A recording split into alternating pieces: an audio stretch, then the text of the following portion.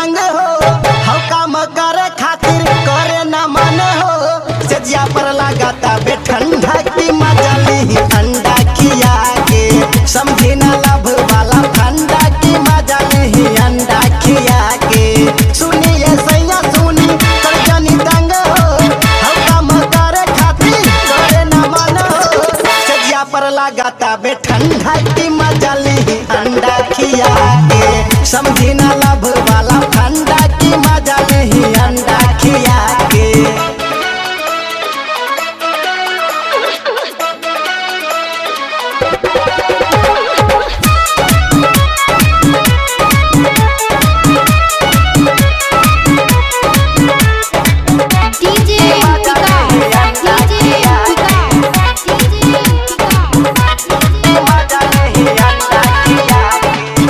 राजा नहीं बुझीले देह सिहरे लाई जब जब छुईले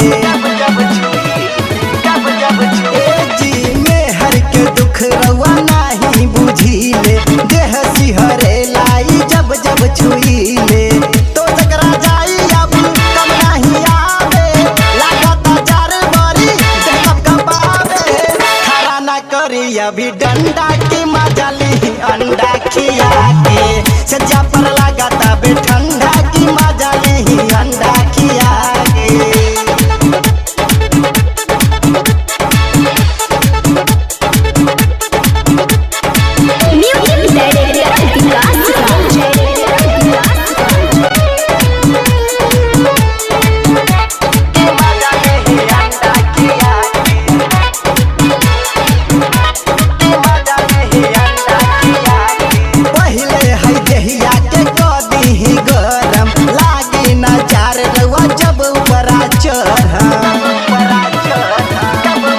समझनी पहले है जहिया के कदी गरम लागी नजार रउआ जब ऊपर चरम जबरन हमारा के धरी न पागा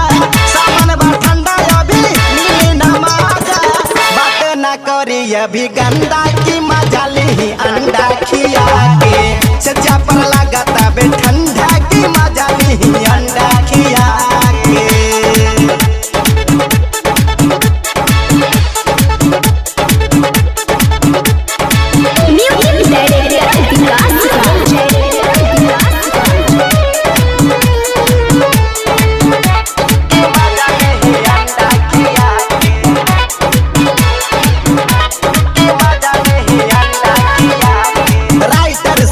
सैया बानी बाबाली धके ई चूस गईनी होठवा के लाली राइटर सरवन सैया बानी बाबाली धके ई चूस गईनी होठवा के लाली सतेंद्र आशिक अब भइले हुलाता धर्मेंद्र परवाना से कहल ना जाता गाड़ी ना लहंगा में झंडा की मजा ले अंडा खिया के सजिया पर लगाता बे ठंडा की मजा ली अंडा खिया के सुनिए सैया सुनी कर जनी तंग हो हम काम करे खातिर करे न मन हो सजिया पर लगाता बे ठंडा की मजा ली अंडा खिया के समझी